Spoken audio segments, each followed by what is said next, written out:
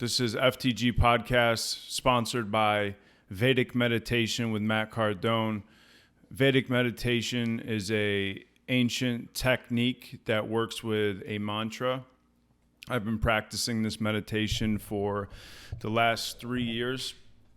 Mantra literally translates into mind vehicle, right? Man is mind, tra is vehicle. So this mantra is a poetic sound, which is a bija mantra. It's void of meaning. And the purpose of it is to take the mind from grosser states of thought down to the subtlest form of thought, leave the mind, eventually where there's no thought and no mantra, which is then to soak in what we would call cosmic consciousness, the kingdom of heaven, or whatever you would like to call it. This practice has easily been the most transformative thing in my life the last 3 years.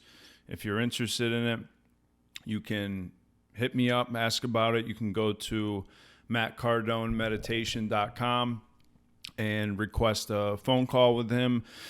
Highly recommend it. Again, thank you, Matt Cardone, for sponsoring this podcast. I'm grateful to be a part of something that has radically changed my life. What's the eternal principle? Brahman. Which is? Well, we call it God, but that personifies it.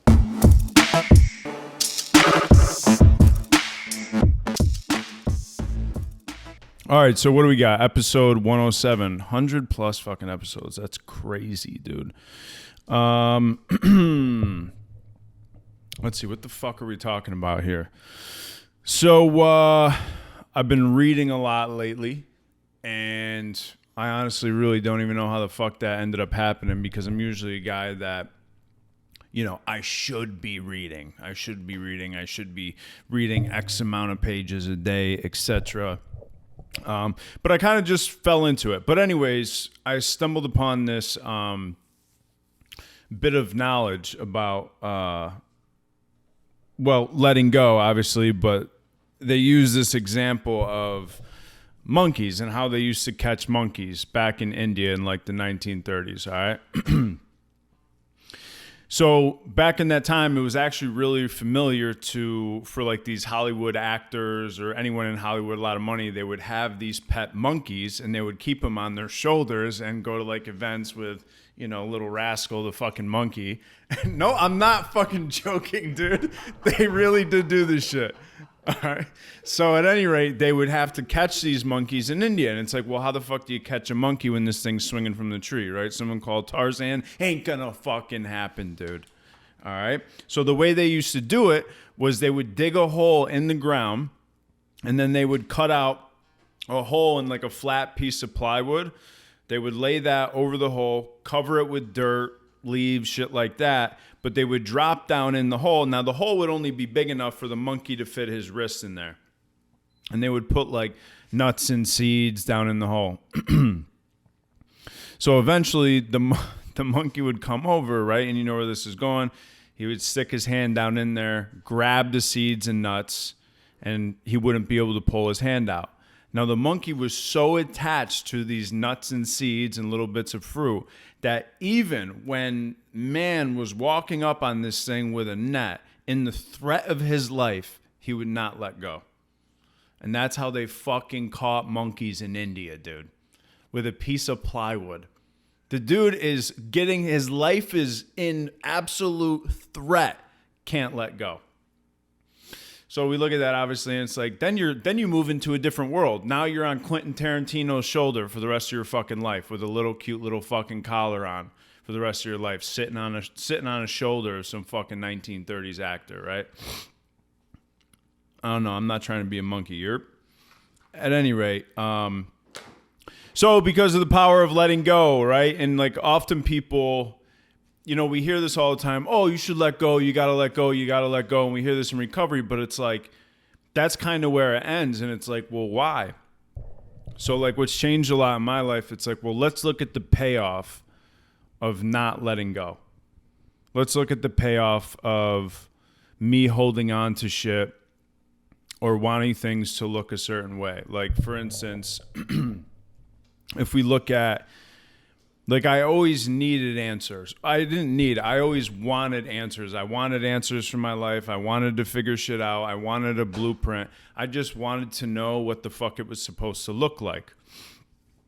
And in this constantly needing to know, you just get a mind that's in constant worry and confusion, and you kind of just defeated. You're always feeling like someone's taking something from you. Like someone's always taking your fucking toy, and you never know when you're going to get it back. And it's just like a depressing, it just riddles the mind with anxiety, you know, always needing to know shit. And that's, so it's like, it's almost like reading the book. It's almost like reading a book, right? It's like, it's like reading a book, needing to know how it ends the whole time, rather than just, wow, this is a fucking good book. All the time. It's like, I'm reading a book and I can't wait to get to the end because I need the inlet. I need to know how this is going to fucking look. So I'm in this constant race to get somewhere, rather than just having an experience with a fucking book, right? And that's how I had always been for a long time, and I guess I suppose I can get like that sometimes. But I noticed the other night, I was reading, and this was 2 nights ago, and I'm like, wow, I'm on fucking page 300. I can't believe I just read, I'm like, there's like fucking 30 more pages. I can't believe I just read a 300-page book. Now, to me, that I would never do something like that. I always looked at the thickness. How long is this going to take me? You know, how big are the pages and the text and all that shit? Like, I was always gauging it because I was doing it for like some type of prize, or it was just to get to some type of completion. I was always also reading for an answer. And it was like, if I read this book, or if I find that one jewel, that it's going to shift something within me and everything's going to fucking change for the better. It's going to make this moment better. If I read this book, if I study this way, if I write this down, something's going to shift.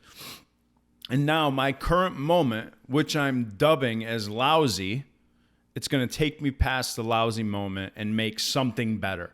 And it's like, why the fuck am I holding on to that? And why can't I let go of that? Which means that if I'm holding on to that, which is everything needs to change, I need to get somewhere, I need to take some type of action, I should be doing this, or if I'm doing this, I should be doing it better. That's just shame and guilt. That's shame and guilt. And that means that this current moment that I'm in, it's like, it's too lousy for me. It should be different because I say. And it's like, says fucking who? If I created the moment I'm here right now, why the fuck do I need it to be different all the time? So I'm in like these constant unreasonable demands on myself where I always wanted things just to be fucking different, you know? And it is only when you just fucking let go and let things be as they are and kind of rock out and surf the wave rather than trying to fucking barrel through it. I don't know, things seem to change really quick. So anyways, I realized I was at 300 pages and I didn't even start reading this book to read the book, really. And I've been talking about the last few episodes, but I struggle with sleep, right? So I'm like, I'm going to get these red lights. I'm going to put my phone down for an hour and a half. And it's like, oh, well, what do? You can't watch TV and get on your phone. I'm like, well, I'll pick up a fucking book, right? So I pick up this book, I'll read for like an hour, and then I'm out. I mean, my sleep schedule has been, you know, even the whoop, right? I wear that whoop. I hate saying whoop. I always just say whoop because whatever, fuck it. But and my sleep performance is like above 80% all the time. I'm hitting hundos. I'm just hitting hundos, hundo percent. And it never was like that. The recovery, never in the red. We're yellow and above. And we're usually smoking the green, dude. We're usually in full fucking recovery, right? And that's just been from a little tweak of doing something different, of letting go to how I think it should be and just giving up and being like, hey, I'm a guy that struggles with sleep. Let me create some type of environment that may help in this process. So anyways, I pick up this book. I wasn't reading for 30 pages. I was just reading for the sake of fucking reading, right? But in the past, it's like there's this number, right? Like I need to read 30 pages a day. There's even this 75 hard thing. Have you guys heard about the 75 hard? Which is like, which I'm a fan of it. I'm not trying to knock it, but it's like 2 workouts a day, 1 workout outside, have a diet, don't go from it, read 30 pages a day or 10 pages a day for 75 days, whatever. No cheating, no junk food. And then if you fuck up, you got to start all over. All right. So I got a friend that's about to do it at work, and I'm going to kind of rock with him, like for support and all that. But like I just ordered a fat chicken tendy sub from Publix with a lot of Chipotle sauce on it, and that ain't in the thing, right? So I have my struggles. But at any rate, it's like the 30 pages a day thing is what gets me. So it's like, it's good to have goals. But for a guy like me who's always struggled with performance-based love, it's only going to get me so far. For instance, if I read 30 pages, I'm a good man. If I read 29, no prize. And it's like I'm alone in my home reading a fucking book stricken with guilt and shame. Think about that shit. I'm home alone fucking, I got 28 pages. I guess I better go to bed. Fucking start over, dude. I fucking suck. And that shit's just insane. But a lot of people will get caught up in that shit. And that's how I lived all the time, and I can still get caught up in it. But to be aware of it is the first step, I guess. And I was talking to this dude because I've been reading this book, David Hawkins, Letting Go, The Mechanism of Surrender. And I've been talking to this dude, George St. Peterson, who's up north. I believe he's in Mass, young cat, Vedic meditation teacher for like 10 years, recovery dude. He's actually going to be on the podcast. I just got to get the Zoom set all up, talk to Andrew, figure out how we're going to work that video out.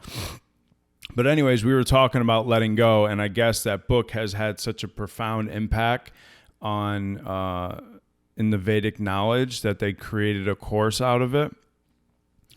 And we were talking about for instance, being an entrepreneur, building a business and all this stuff. And we're like, okay, well, how do you, in the book, he talks about whatever you desire, let it go. Let the desire be there, but let go of needing it to happen. And he said, and George St. Peterson, follow him on Instagram, just look that up. He's got a dope podcast called the Global Shift Podcast. He's got some fucking hitters on there. And he said this, he goes, we give 150% and let go of the outcome. We give 150% and let go of the outcome. And I can get down with that, and it's beautiful because we learn all this shit in recovery. Like I learned that when I was fucking 19 years old and I went to my first treatment center and I heard we're in the action business, God's in the outcome business. So it's encouraging when you start to study or seek or read material or talk to Vedic teachers, meditation teachers, whoever the hell, and they drop some knowledge and you're like, oh, I've been hearing that shit for years. It's very encouraging because you realize there's no new addition. It's kind of like already been there. Like we're all saying the same thing, just in different dialects, And so anyways, that's just been super encouraging to me, And so basically it's like, do whatever you're going to do for the sake of doing it. Do whatever you're going to do for the sake of giving it 150%. Do whatever you're going to do because you want to honor yourself. Like, don't be the guy that if you read 29 pages, you suck and you have to, quote unquote, start over. And if you read 30 pages, you succeeded and now you can get a good night's sleep. That's just like, so this whole I should, right? Should, and we hear don't should on yourself and all that. But I never realized that I should be doing this or I should be doing that or whatever I'm doing, I should be better at it. That is wrapped in shame and guilt. That is wrapped in shame and guilt. And guilt is so pervasive. It literally touches every fabric of my being. And you never realize how caught up in the shoulds you are. But for me, that's been like a consistent thread in my whole life, and especially and the second part of like, oh, you finally do what you should be doing, and then it's still not good enough because I should be doing it better. Just completely wrapped up in some type of result. And so it's like, again, I can be home alone in my home reading a book in fucking shame because I didn't get where my mind told me I needed to get. And it's just a silly way to live, really. And it's very, very subtle and detailed, but for me, it's caused a lot of pain. And then we take that out of the house and you put it in different arenas like work or relationships, and it starts to have a very grave affect on all the other things in your life when you walk out your door. So at any rate, getting aware of this stuff is the bitch, and doing something about it is the hard part.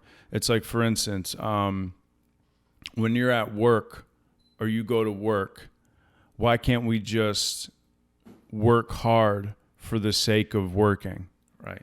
Do I always have to be at the top or have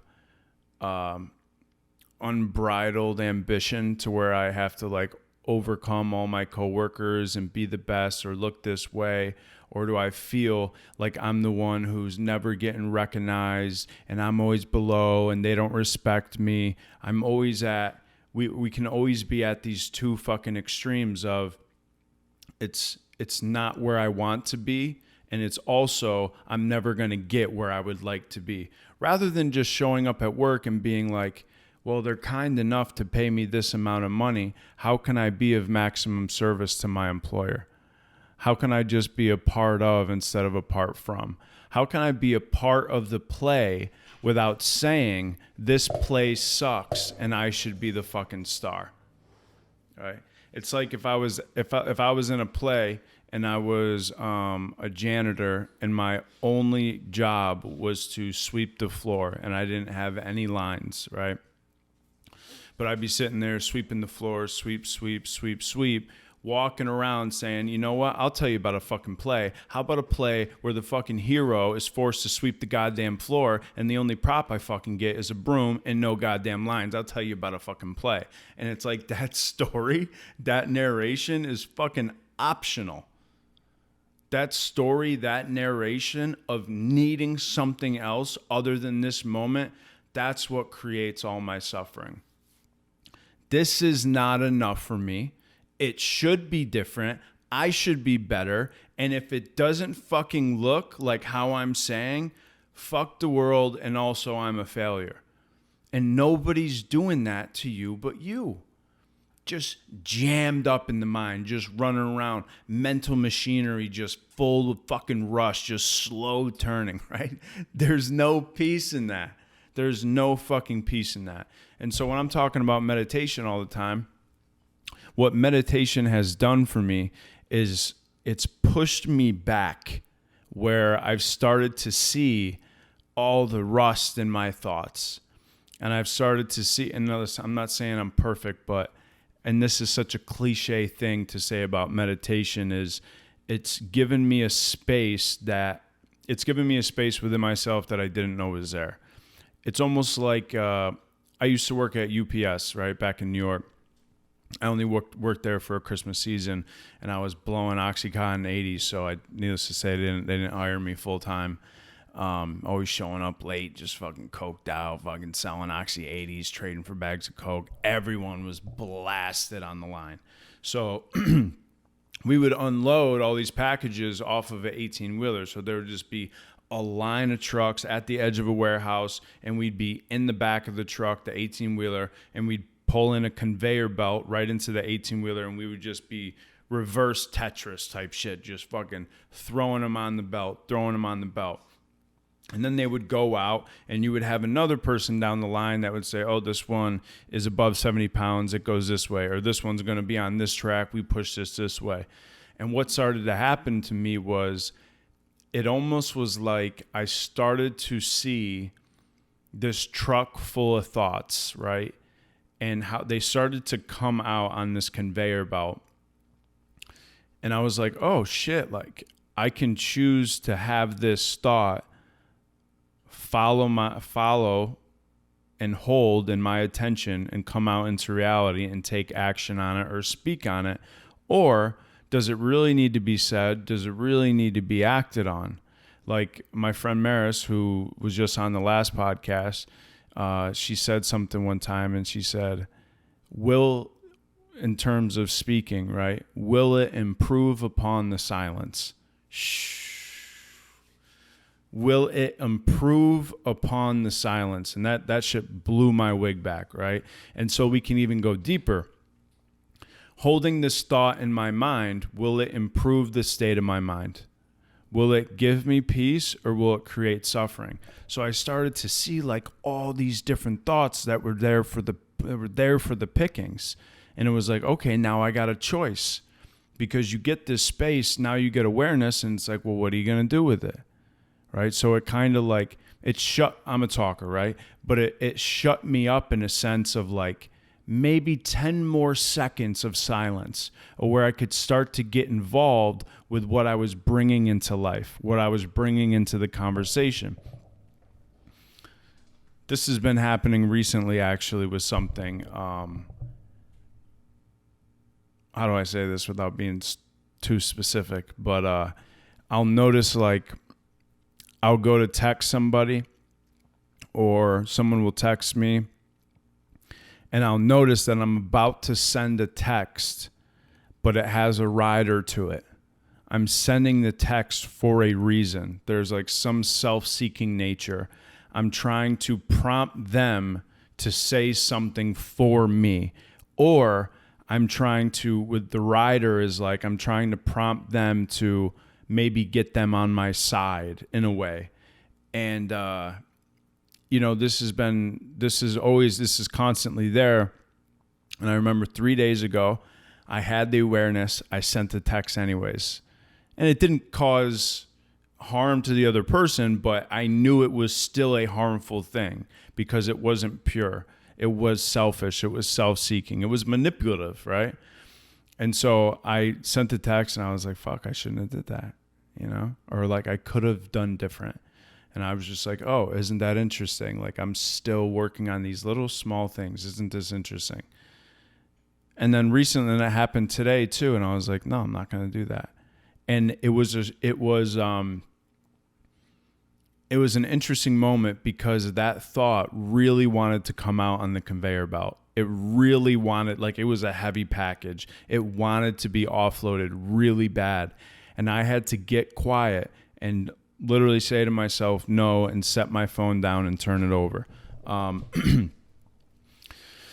Now, 7 years ago, when I was first getting sober, there was no space in between that. Like there was just no space. It was stimulants and then response, stimulants and then response. And as you start to practice or just move in a different direction or take different action, for me, obviously, 12 steps. And then I got into intensive therapy at 3 years. And then also, as soon as I started therapy, I started Vedic meditation. And it just started opening up all this shit that honestly I probably wasn't even ready to be able to like look at that shit my first 3 years. This dude back in New York, shout out Adam O, he would always say, I'll probably never know the full measure of my wrongs done to others. And if I did, I probably wouldn't be able to bear it. Like I'll never know the sleepless nights I put my mother through, or, because I hope I never know, but like to be able to make amends for that, or to think that I could for years of those sleepless nights or constant panic or worry or whatever she's gone through, is silly. And all she ever wanted me to do was get my shit together and be a man that I was proud of, right? So anyways, I'm getting off track with that. But at any rate, so meditation opened this shit up within me, and then you got to start getting involved with the parcels that you're laying on the conveyor belt. And you know what? Some of them are heavy. Some of them are heavy, they're damaged, you don't want to look at them, but they're there for you. And then you got two choices. You can either turn tail and run away from it, or get involved with it and start changing your life. So meditation, with just having this space of being allowed to look at your thoughts a little bit differently and start to get involved if you want to keep that cloud in front of the sun or if you want to let it pass, is naturally going to create more calmness within you. It's going to make you more effective, efficient, allows, when you get more space, you get more space for creativity, energy, you get new adaptive energy because you're not burning up useless fucking energy, just sending out all these things and being driven by the conveyor belt rather than being a master over the conveyor belt, if you will. This has also changed in working out for me, right? Because you got like, why can't we just work out for the sake of working out and being healthy, right? Like we go into the gym and it's like, if I don't squat 340 pounds and bench 290, then I'm a piece of shit, right? But then if I hit the 340 squat, if I hit the 290 bench, I'm a fucking winner.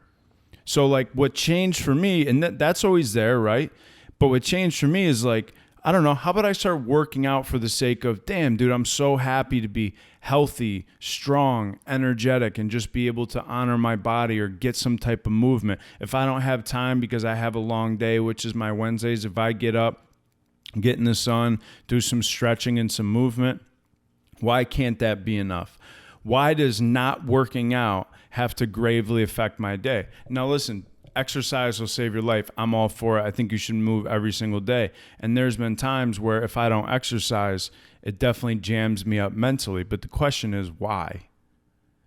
The question is why?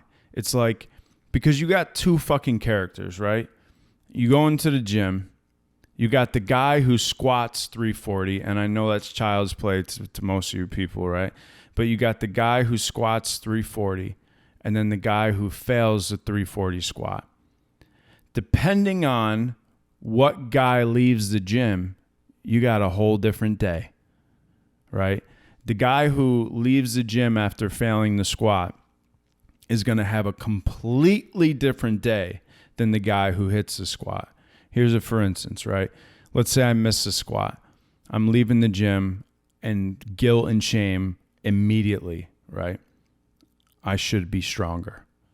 I'm not strong enough. Now, I'm not even in my fucking car. I'm in the parking lot. I need new supplements. I need protein. I need creatine. You may get into steroids. You know, I need some new fucking shoes. It's the shoes. I need just fucking drop in $500 because I need to be stronger. I have to. Says who? Me, motherfucker. And I'm not okay until I hit that 340. But here's the bitch. When you hit the 340, now I need to hit 350. So it's never enough. You're a slave to pounds and kilos. You're at the mercy of pounds and kilos. You're not even just lifting pounds. You got guilt and shame on your shoulder just the same. So I'm at the mercy of the iron in the gym, rather than being the guy that's grateful to throw around some weights and just have some fun and be able to move his body. So depending on who wins that day, you got a completely different guy that leaves the gym. The guy that leaves the gym that didn't hit the weight, his whole day is now pacifying the character that is scared that he's not strong enough, right? And that's going to come out 20 different ways. I'm changing my diet. I'm going full carnivore. You go to Trader Joe's, you buy, fucking 10 pounds of ground beef, cheese, milk, which is what I'm doing currently. And you buy $200 worth of groceries, right? Then you go home, you put all the groceries away, and you order a fucking pizza. It's like, what is that shit, dude? I do that shit all the time. I'm buying all this. This is all I'm gonna eat, dude. All fucking week, I'm gonna prep. I get home, I'm tired. Spend $30 on pizza and wings and just fucking be a fatty by myself in my home. Now, in that moment, I got two choices. I can either hate myself for doing what I've always done, which is spend $200 at the grocery store, not cook that night, and just eat pizza and ice cream, and curse myself for it, in shame and guilt, or accept and forgive the fact that what if I'm just that guy right now? What if I'm the guy that spends $200 at the grocery store and then spends money on pizza, and then maybe the next day I cooked a home cooked meal, right?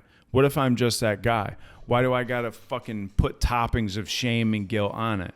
You know, it's like fucking crumble cookies, man. You think you're buying a box of 4 crumble cookies, but really you're buying a box of shame and guilt, dude. So like at that point, you got 2 choices. You can either forgive yourself for eating the cookies or hate yourself for eating the cookies. Either way, you know you're going to fucking eat the cookies. So like make up your fucking mind. So now let's look at the guy who leaves the gym after hitting 340. He goes on with the rest of his day. Doesn't order any more supplements, doesn't buy a new pair of shoes, doesn't get on steroids. He's good. He's free because, well, for the moment anyways, because he's satisfied or pacified his unreasonable demand, which was, if I squat 340 today, then I'm okay. Until the next character comes up. And the next character is, I can't eat sugar today, right? And the guy who wins that, if I don't eat sugar, I'm okay. If I eat sugar, I'm a failure. Same thing with now it's, let's say I win and I don't eat sugar. I won on the gym, I won on the sugar. Now it's like, well, I'm going to read 30 pages tonight. I hit 29, no prize. I'm a piece of shit. I hit 30, I won again. And now rinse and fucking repeat, dude. It's just the same thing over and over and over again. So when we look at letting go, that's what the monkey is holding on to. A couple nuts and seeds of, I need this to look this way. Says who? Says me, motherfucker. I'm not okay and it's not okay. That's the worst voice I have. I'm not okay and it's not okay. And it's like, what's not okay? Fucking everything, dude.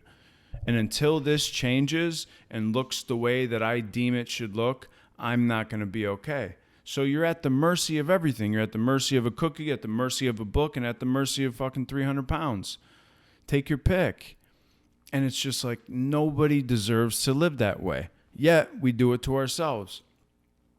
So when we look at letting go, rather than just being like, oh, you need to let go, dude. No, first we got to look at the payoff of not letting go.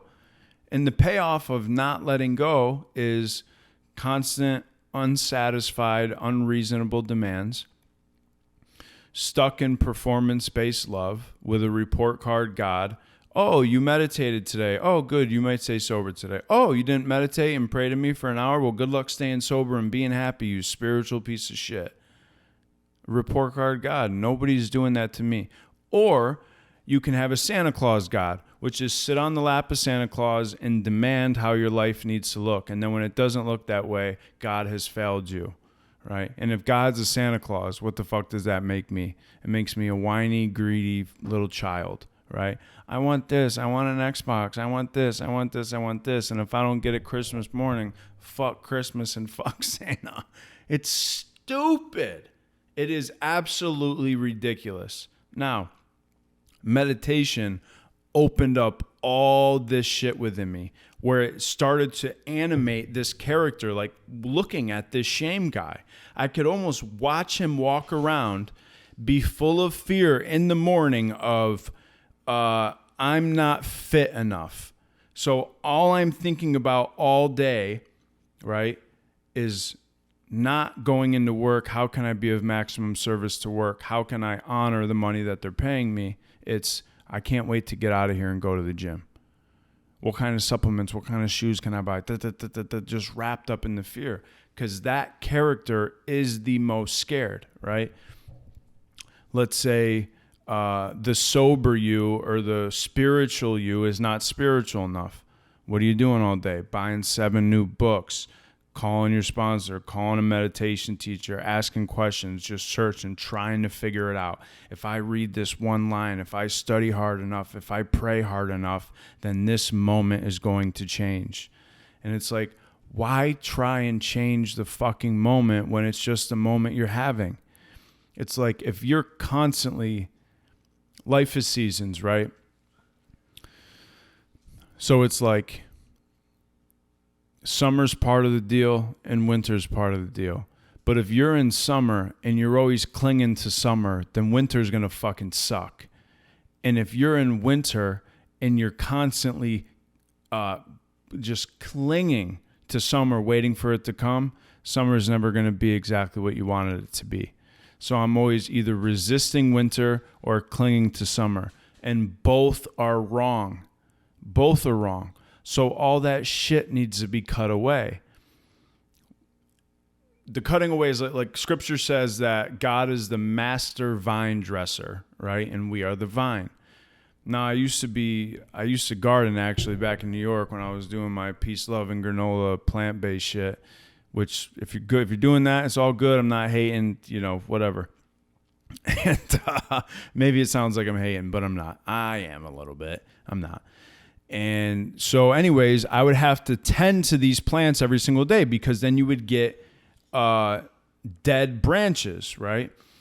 And so a dead branch is still drawing energy from the plant. It's drawing energy to a useless shootout from the plant. So in order to get the plant to harvest what you want, what you planted it for, you have to snip off the dead branches. Snip, snip, snip, snip.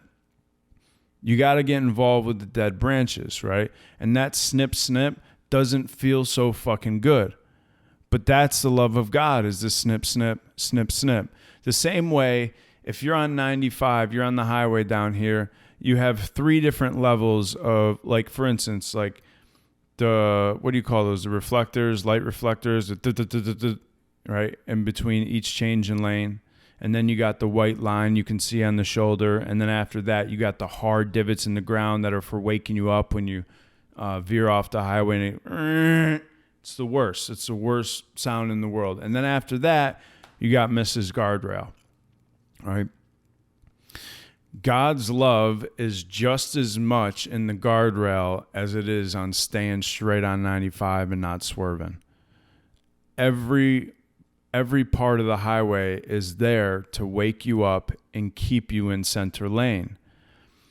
Sometimes you need to smack your face up against the guardrail and crash the whip. I've done it many times. That's the winter of life. So this creation, maintenance, and destruction, as the Vedas would say, we go in this cycle of creation, maintenance, and destruction. There's just as much love from life in the destruction as there is in the creation. And that's honestly hard to accept and walk with, But for me, pain has been, I'll just say discomfort. It's been, I always used to get annoyed when people I'd be at like a meeting or something and somebody would get up there and be like, this last year has been the hardest year of my sobriety. And I would get judgmental for some reason. And it's because we go through shit, as we would call the dark night of the soul. We smash up against the guardrail more than we would like to. And this past 1.5, 2 years has been that for me. And I look back on how I was way off fucking path, and I knew it, but I didn't want to accept it because that meant that I would have to invite a lot of change into my life. But I knew, and no one can ever get in the way of a karmic event. And the karmic event was smashing my car up against a guardrail, and it brought me back to where I didn't realize I wanted to be, which is the same thing as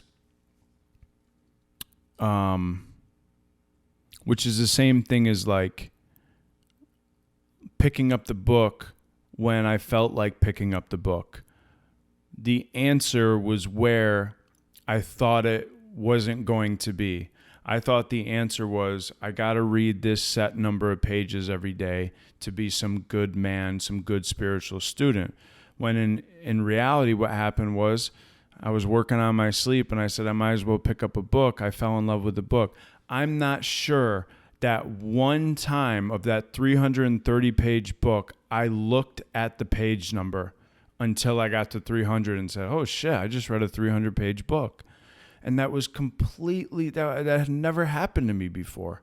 Never happened to me. The thickness of a book doesn't even freak me out anymore. I'm like, oh, that looks like a good book. I'll finish it whenever the fuck I finish it. I could care less. And so the answer was in letting go of trying to read a book and just reading the book for the sake of reading a fucking book, right? And it's the same thing when we resist the destructions phase. We resist winter. I never want it to come. And we cling to summer. You're bound and tethered with both.